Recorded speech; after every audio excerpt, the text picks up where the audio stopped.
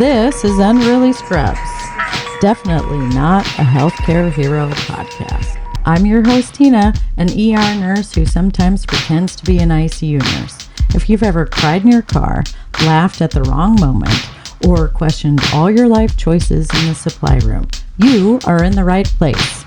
Now let's get unruly. Welcome. Today I have my longtime friend Sarah with us. And Sarah I met Sarah when she was a traveling ER nurse. So I've known her as an ER nurse. And then she went and got her nurse practitioner.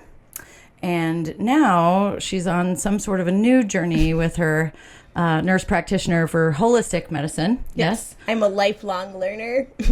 But I'm not I kind of want to call her a witch, but she's not going to school to be a witch. She's learning how to do Western medicine and holistic. Do you call it holistic medicine? So I call it specifically Ayurveda. Yes. It's a type of Eastern medicine. It's been around over 5,000 years, and it primarily was started in India. Most people are most familiar with traditional Chinese medicine, and it shares a lot of commonalities with that, but it's kind of its own subset and then carries a lot of traditional wisdom throughout various communities in India. I love that. I think it sounds pretty cool. We've talked about that a few times, and you're doing that in Iowa, correct? Yes. So through MIU, and I'll probably butcher the name, but Maharishi International University, and it's in Fairfield, Iowa, so like 6 hours east of here. And Don't ask us to spell that. I think I can spell it probably better than I can say it. But there is actually on YouTube like a documentary about it. Oh, yeah. That was done maybe 10 years ago. And oftentimes how people think of Fairfield is like people leave levitating. I've yet to experience that, but maybe next time when I go in the fall, I'll come back and levitate. So. Yeah. Okay. I love that. Can we record it? Sure. Sweet. It probably won't happen in front of the camera. It's kind of like the... oh, yes. Yeah. It has to be spiritual. Mm-hmm. I get it. Okay, cool. So tell us a little bit about yourself. Well, so I've been in healthcare probably a total of 20 years now. My first introduction was when I was in high school, and I was working on volunteering hours, so I'd look like a good college student. So it started in a nursing home, just volunteering, caring for residents there. And then at your hometown, because you didn't grow up here. You grew up in Indiana is where I'm originally from. And so, at a small town nursing home, I would volunteer to get my community service hours in. And I really loved it. I'm kind of an old soul at heart, so Absolutely. I really connect with the elderly and their stories. And I feel like they have this innate sense of wisdom, and then this kind of I don't give a fuck anymore about life, as where they're just so authentically them and not afraid to show it. And so, I love my geriatric Which population. makes sense, because that's one of the things that I love about you the most, is that you have always been, since I've known you, authentically you to some extent. And I feel like I try to be me most of the time. And I think that's why we get along so well. And one of the things that I really appreciate you. Yes. And we'll get into that a little bit more, but I can't wait. Yeah. I feel the old soul thing. I also like old people. And then there's kind of a crazy story of how I ended up here. So I started out as an ER nurse. I did that 3.5 years before coming here. And then I had a blip of where I was I'm going to be a school nurse. And I tried it out. I learned a lot. It wasn't for me. But props to all the school nurses out there, because they are amazing people, and it is not an easy job. Yeah. But the money was good, and I don't think the money is so great for school nurses anymore, but... Well, it used to be at one time, and then I was hustling. I had side hustles, so it worked. But then I went back to ER, and kind of the crazy story of why I ended up leaving that job. So there was lots of issues from patient care, safety, staffing situation. But then when I worked there, they had this we're switching to this professionalism, hospitality kind of facade is what it felt like. And so for me, it wasn't very authentic. Kind of how I like to be is a bit loud and boisterous with what I wear. And so there you could only wear all black with their emblems. And if you didn't have their emblems and their socks, then it was a no-go. And so I read the whole manual and kind of how can I put a sprinkle of Sarah on this? A little bit of me. So there's nothing about headbands. So me being the rebel me was headband life it is. So every shift I neon. You name it. Like, everybody be like, what headband Sarah coming in with great. today? I love it. So then it was like Thanksgiving time, and in the gift shop at the hospital that I work, they had this partridge and a pear tree headband. So like lights up, it's got these fucking leaves, this bird, it like makes sounds, and I'm like, I'm buying it because I'm buying it from the hospital, and I'm wearing that sucker. So every day, as soon as it was like after Thanksgiving, every shift I had that on, and so it's like a week before Christmas. Did you get a nickname from that headband? No, but like the patients loved it, and lots of laughs, and it was just like my way of like bringing joy to the holiday season. And so an administrative person came down like a week before Christmas and was like, who is she and what's on her head? Like I was some blasphemous whatever, and I'm like, I'm Sarah, I bought it from your gift shop, I've read your manual, there's nothing about headbands, like I'm following the rules. So he went to my manager's office and said she can't be wearing that, so I got told I couldn't wear the headband. So I fumed for about an hour and then was like, I don't think this aligns with me. So I marched my little butt into my manager's office and said, well, how much notice do you need? Because I don't think I'm aligned to work here. And she said 90 days. And I put my 90-day notice with no plan in the future. And that's how 90 days is plenty of time to figure it out. Yeah, so there, I was kind of surprised it was so long, but you couldn't work for any of their other hospitals if you didn't give that notice. And so they were very strict about it. And I was like, I don't want to burn a bridge. Well, just no, like this season in my life. Like, just not and the right fit. how old were you then? Oh, gosh. So probably 24, 23 or 24. So kind of like spicy and a bit like a bit of a rebel. And also, like, that's part of who I am. Yeah. A little bit goofy and fun. Did you go to nursing school right out of high school? So I did. And so I was homeschooled originally, which is a little bit of why I'm like nuanced. So I graduated from nursing school with I went to a diploma school, which I don't think they exist I don't anymore. think they do anymore either. Yeah. So it's a step under LPN. Well, or is it? No. So I looked at it as a step up. I think it's LPN diploma registered, right? Well, so how I looked at it when I applied was basically like diploma, RN, LPN. So diploma programs, what made them unique, at least at the time when they existed, was so you like got more beds. A BS or a BSN and a... So I got my BSN. It was a diploma to BSN program. Oh, weird. But with diploma, when I looked it up, how it was locally, was like, if I went to a regular like RN school, I wouldn't start clinicals, I want to say until like the second year maybe. And the diploma school, you started within a month of starting. Like you were like at the bedside, you were caring for patients. And I'm very much a hands-on learner. And so for me, I'm like, listen, I want to know if this is what I want to do. Because I don't want to be 2 years in and be like, not for me. I don't know how to touch a patient. So that's why I picked a diploma program. Oh, yeah. And so I graduated that when I was 20, and I turned 21 my first year as an ER nurse. So, of course, the ER nurses took me out, and we had a good old time. Yeah. Do you remember that? Parts of it. Yeah. ER nurses be crazy. We live a good life. I mean, yeah. We're not afraid to let loose. I know that. So I came... Any nurse, really. True. Yeah. And I think it's all about, like, community within, that ER. Like, they're your people. And it's kind of like a dysfunctional family at times. Yes. And yet there's so much beauty. Yeah. Some of my best friends have, I love it. And so when I got assignments, my travel nursing person was like, you can't be picky. It's the middle of winter. Sioux City's paying okay. And I'm like, well, what's in Sioux City, Iowa? Sioux City. There's packing plants and cornfields. And so I said, well, I can probably do 3 months anywhere. So I said, sure. And then the rest is history. Now I'm still here 12 years, so almost 13 years later. Let's talk about that crew for a minute. What year was that? 2016? I feel like...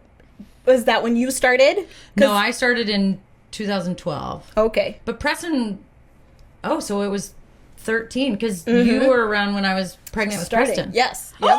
So I want to say we started about the same time. And the reason for the travel nurses is they were switching from paper charting to computer. Yeah, and we had a mass exodus. Which that's a huge change. Yeah, we had doctors that were like, nope, not doing it. It was the best thing ever for me because I can't spell. So I needed a computer to spell check. Well, I remember one time as a new nurse, they would scribble on this sheet of paper in the ER your orders. Oh, yeah. And so IV and IM, depending who scribbles it, looks a lot the same. Yeah. And Bentyl was the name of the medication. I don't even know if they give it anymore, but you only give it IM. You don't give it IV. Right. Well, I thought it looked like IV, so I gave it IV. What as happened? far as I know, the patient was fine, and how my mistake got caught was an auditor. We had like our education coordinator for the ER going through charts, and she was like, "Sarah, did you give it IV or IM?" And I'm like, "Well, I have to look at the chart. Like, I don't remember. It's been weeks ago." And she's like, "Well, you have written IV," and I'm like, "Then that's how I gave it." Like, so as far as we know, when they called the patient was okay, but it could potentially cause damage to a vein, and so it's a huge blessing to have computer charting, so we're not reading scribbles and And I think that was one of the big pushes towards electronic EMRs, whatever is. Yes, just safety and clarity. But I remember being huddled around paper charts, like trying to decode like, what they wrote. And hold on, we need more help here. That was whew. The good old days. So I remember codes. I would put slaps of like tape on my thighs, and I would write the time, the med, the time, pulse check, the time, and then how I would do my note charting was I'd stick all my layers of tape on the counter, and then write in my journal. Oh yes. You kept notes. I did. Wow. Do you still have them? The tape notes? No. No, I meant like in your. Oh, how you like my physical chart. Oh, I got you. Like the patient's chart. Yeah, because I would kind of write out a nice narrative versus my chicken scratch of what we did. Like that. Our crew of people during that time. I love every one of those people. Yes. Still to this day. So many memories, like at work, outside of work, just a sense of community and family we had. We were rock solid. And I tell you what, if we had a sick patient, it makes a world of a difference. If you have an ER team that are a family inside the building and outside the building, like you, rock star. Yes, I mean, we didn't always get along. Like we had our conflict, and that's normal in any relationship. Absolutely. And we had people that we loved, but we would be like, "Why are you doing this today?" Like, yes, knock it off. But I tell you what, if we could manufacture. Yes, like that group again in that season of life we were all in. It was just really special. But I mean, if every department could have that kind of camaraderie and like support, like you knew, even if Sarah and I weren't getting along that day, which we occasionally had those days, But like if she was being extra, because every ER nurse has ADHD, and most of us are unmedicated. So if you're having a really bad day, like not being able to pay attention or focus, it can get annoying when you're busy and you're trying to do stuff. But if you could manufacture that, we would have the best healthcare in the world. Yeah, it was phenomenal. Because you knew it didn't matter if you. And then it was like if I had an assignment that was kind of slow, it's like, hey, what can I do for you? Oh, so and so needs an IV. Go throw in an IV, or so and so has some meds. And it didn't ever feel like we were hanging out to dry, because some hospitals I'd worked at, it's like, good luck, that's your assignment. Yeah. Like, that ain't my room. Like I need help. I'm drowning. I have to tell new nurses now, nobody knows you're drowning unless you say something. Unless you say I'm drowning. But I feel like we didn't even have to do that then. No. Like it just like happened. Like, hey, I'm not doing anything. I'm going to look at Sarah's stuff. Oh, she's got orders. I'm going to go do that. In paper charting days, it was like the rack. The chart would be there like, orders up. The rack. Or if a doctor walked around the corner and you heard a kaboom, you knew that it was bad. Yep. Because that was a chart. Somebody was mad. Between that and the shushing days. That was so bad. I still get shushed. I feel like I've got it under control, but listen, I get excited. Yeah. Some of us Whatever. do. You're allowed to. Yeah. Oh, yeah. I got shushed plenty of times. So then you had us together, and if we were excited, we got shushed a lot. Extra loud. A lot. By that manager.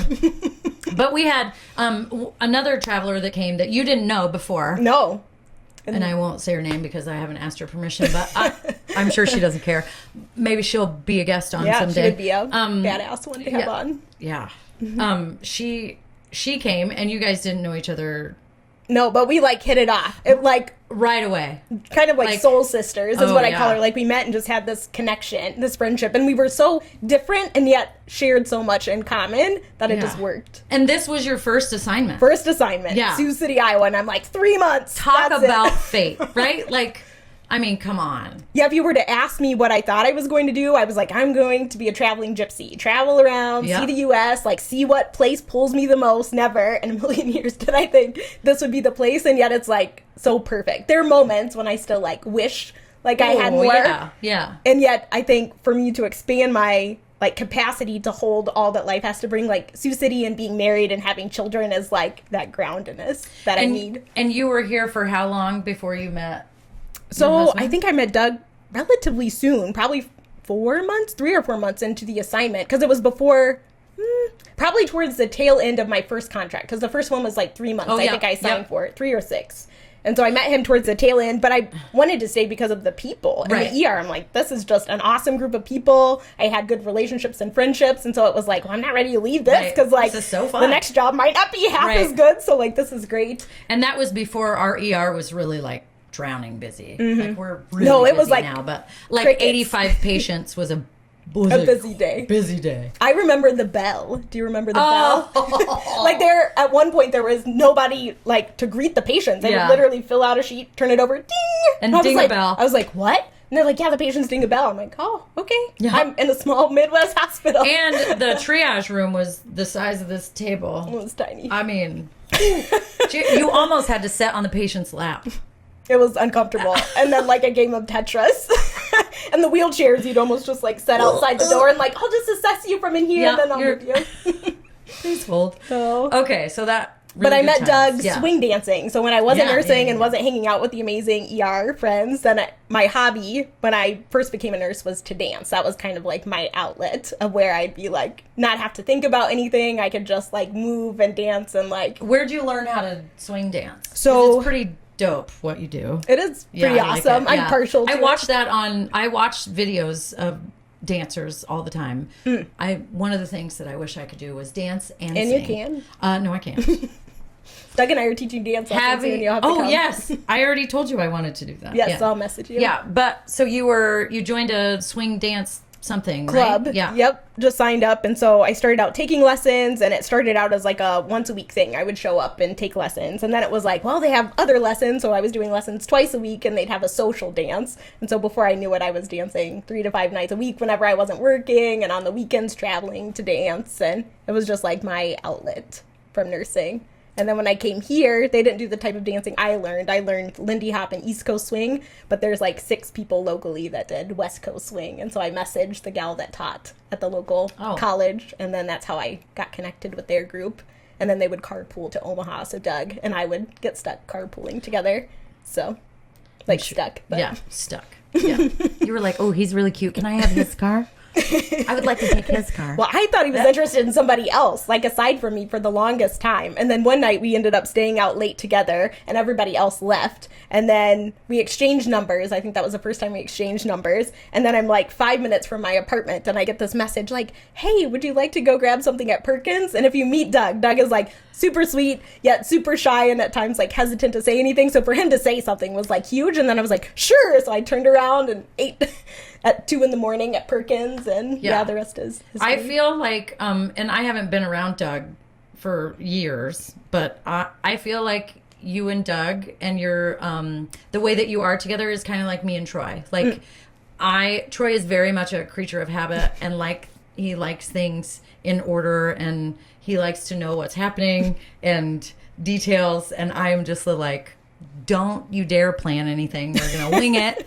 And if like it would kill me to do the same thing every day, and he could eat the same thing every day for a year and it wouldn't bother him, and I am not like that. So I feel like Doug evens you out a little bit. Yeah, it's like a balancing. Yeah. And I think about it as the yin and the yang. And like there's such a purpose for both. Yeah. And so it can be such a complementary thing, and yet this like fight at times too.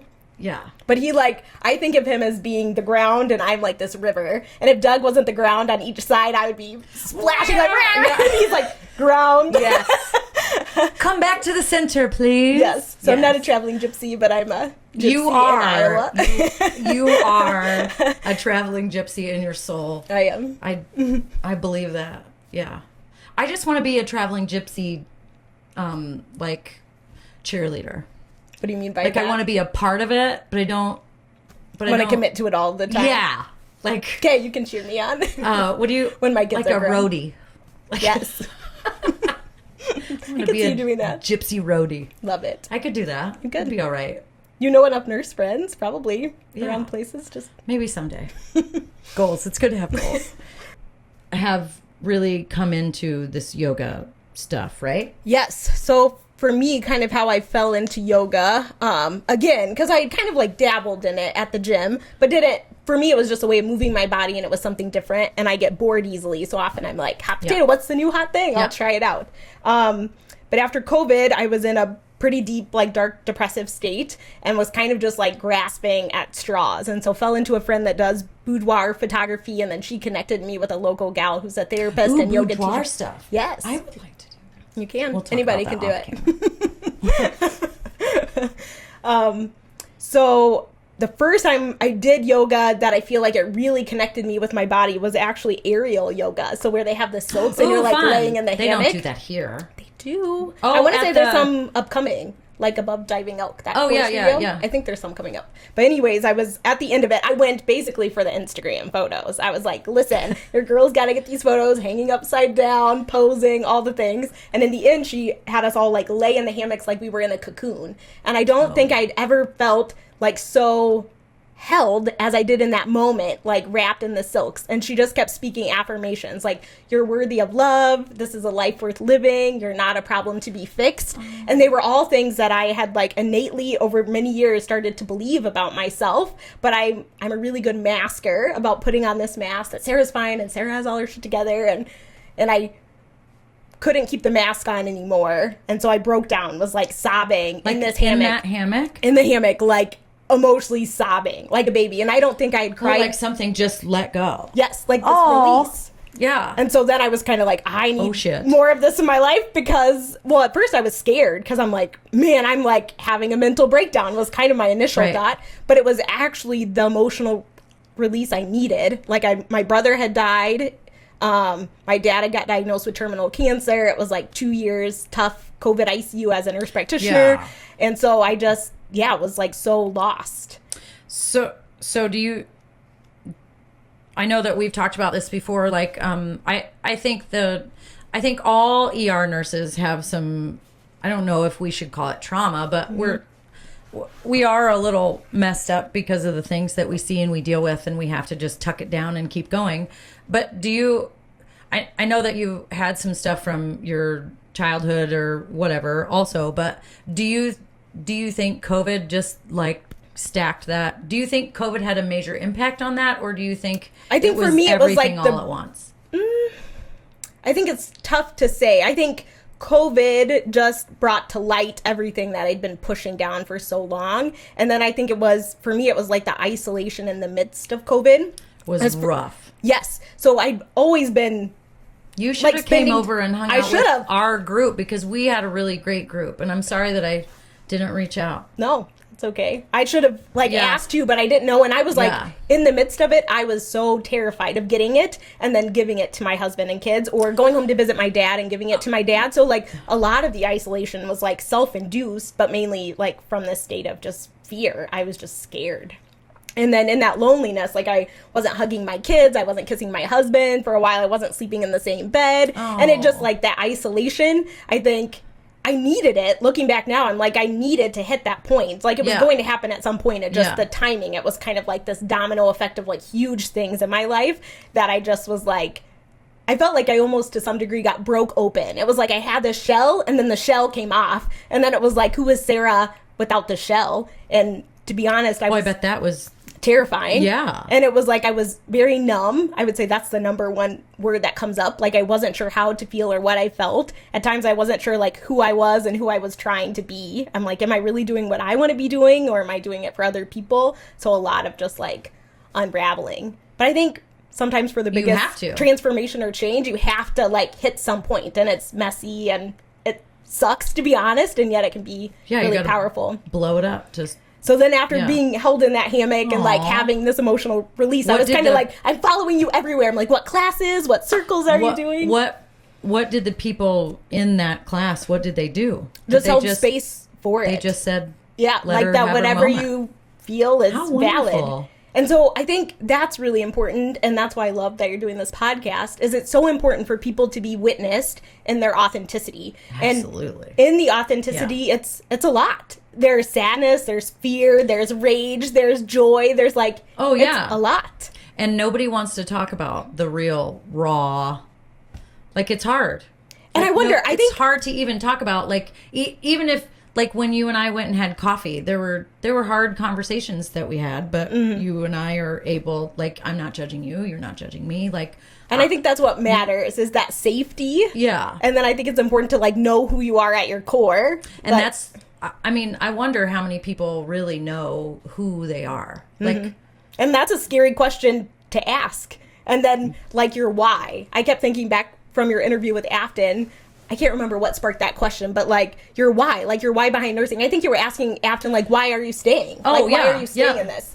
And what came back for me was like, that's so important in every relationship we're in life, is the why. And so for me, I was like, well, what's my why for nursing? And to be honest, when mine started, it was like, I felt that my purpose in life was to like serve and care and give and give and give. And that was like innately ingrained at me at a very young age. And so then, of course, nursing makes sense. Yeah.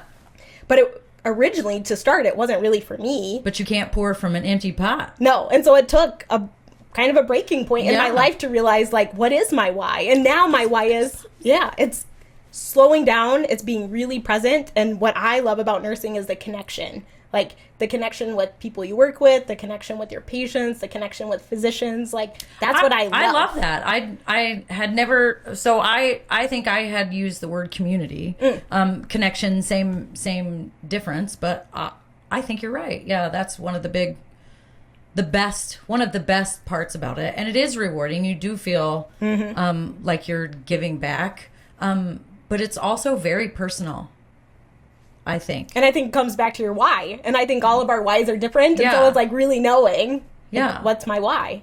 And then honoring that a lot of our whys are different, and yet they're all valid and beautiful. Absolutely. Like some it's the money, some it's the schedule and the season of life with their kids. And allowing them to do, Some it's like they've had some lived experience and now they want to serve other people, like from that place. I know, I think it's a neat question to ask. I do. I agree. And it is interesting to hear other people, especially when I was a teacher, I would ask students, like, why? The why? And especially, like, older students, right? Because I didn't get my nursing degree until I was 30. Sure. And what was your why? I'm not sure I've ever asked you that. So I actually, I went to school for computer programming. I don't know if anybody knows this. I didn't know story. that. No. And I was almost ready to graduate to the point we were doing job shadows and like applying for jobs. And I went on my first job shadow, and it was in a dark, like, basement. It wasn't in a basement, but it was like a warehouse. And it was just a bunch of cuticles and computers. And I was like, what? I decided to do this. I was like, this is what? And then I went home and told my then husband, like, I do not know if I can do this. And he was like, well, you got to do something. So figure it out. And I originally went to go to nursing school, but the lady asked me, like, what I was good at and whatever, and said that there's this new up and coming computer programming, and talked about the money and how easy it would be to get a job because it's a new thing, and talked me right into it. It was like an infomercial. Like, that's the reason I can't watch those, because I'll get talked right into it. So then I was like, well, I'm going to stick with my original plan. I went and I said, so I'm going to be a CNA. And if I can be a CNA, then I'll go to nursing school. And then I loved being a CNA.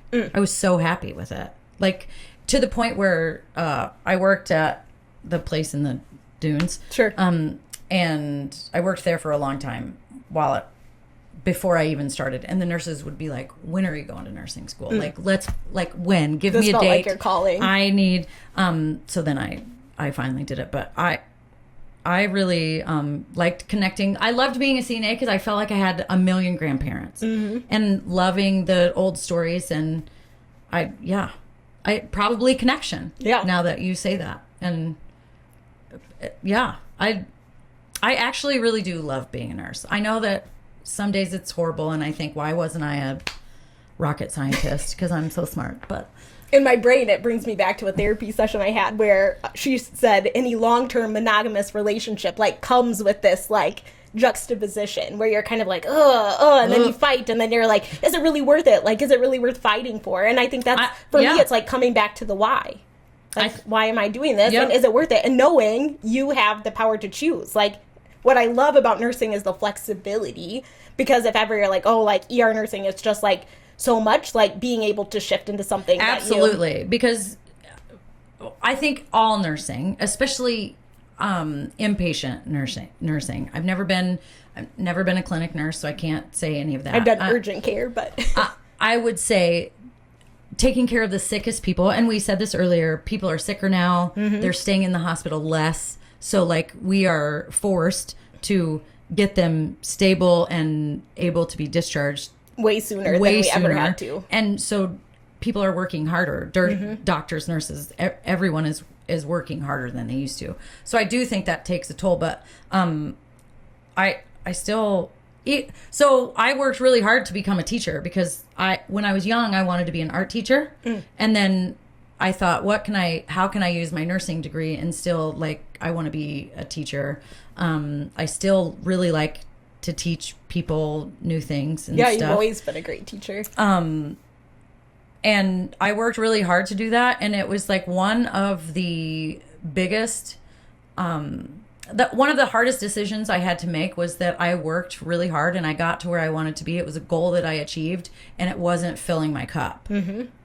Not only because the pay was horrendous, but it just wasn't. And I don't know if that's because of where I was at or had I just stuck it out a little longer, had that changed. But I was there for almost 5 years. So I think that's a long time. I feel like, so I finally made the decision. I actually like was in tears and crying. It was very emotional for me to say, this isn't, I don't think this is the right fit. Not that it wasn't the right fit. It wasn't filling my cup. Yep. And that matters. It does matter. And Troy said to me one time, Tina, you have to do things that fill your cup, whether you want to or not. Like just because you worked really hard doesn't mean that if you go back to the bedside that you lost something or that you failed. Yes. It doesn't mean anything. It just, you tried something, you did it. It didn't turn out to be what you thought it was going to be. So you do something else. And I was like, oh, it's that simple. Yes. And with nursing, it's literally that simple. Yeah, so many options. Informatics, there's like clinic nursing, there's specialties, cardiac cath lab, interventional radiology, kind of like whatever fits your schedule, so it's pretty fantastic. But anyway, I don't know how we started that conversation, but that's how I got to where I learned something more about Tina, and I love it. Yeah.